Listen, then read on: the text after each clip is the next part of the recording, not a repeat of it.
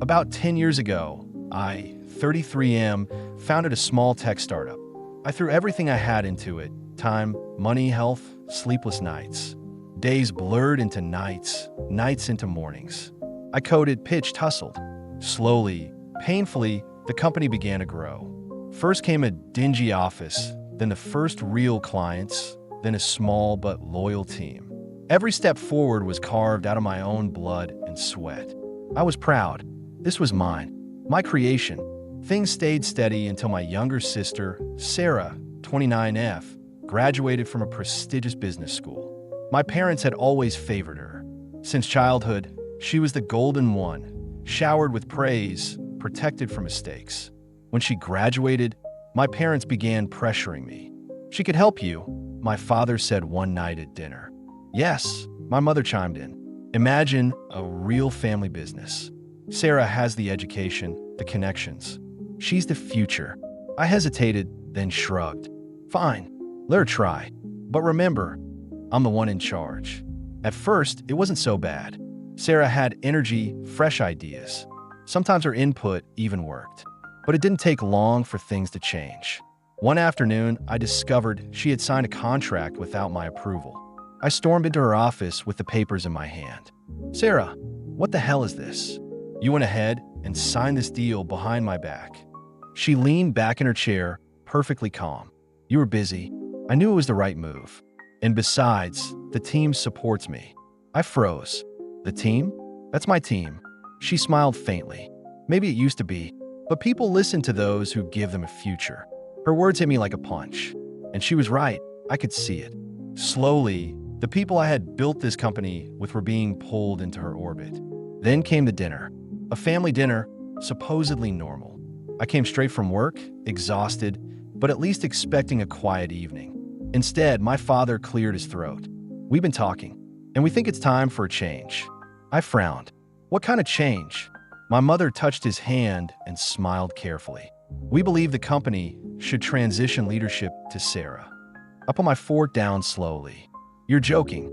"Not at all," my father said firmly. "You've done well, son. But Sarah is better prepared. She has the training, the vision. She is the future of this company." Sarah sat across the table, her posture perfect, her smile small but triumphant.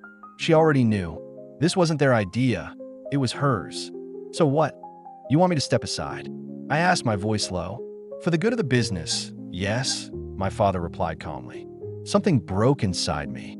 I didn't argue further. I just nodded, silent. But that night, alone in my office, I stared at the files on my desk. I knew every bolt and screw of this company, every strength, every flaw.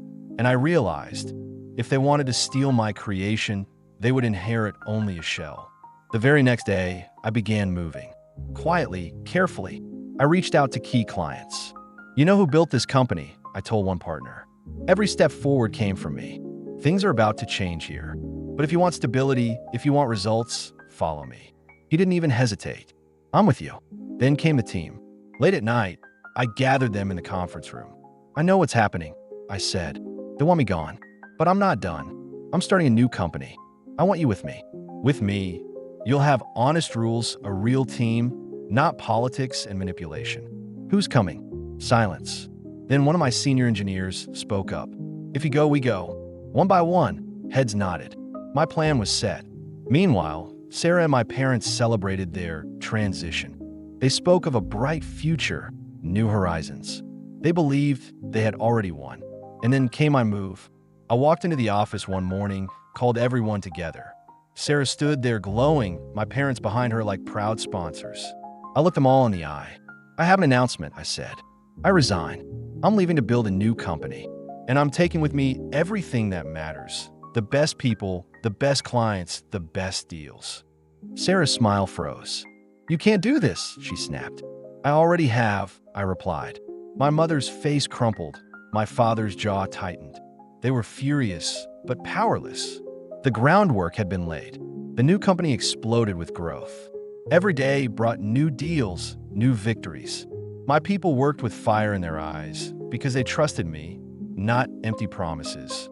The old company, left in Sarah's hands, fell apart. Without its core team, without key clients, It was nothing but a hollow shell. Sarah struggled. My parents fumed, but nothing they did mattered. And in the end, I understood.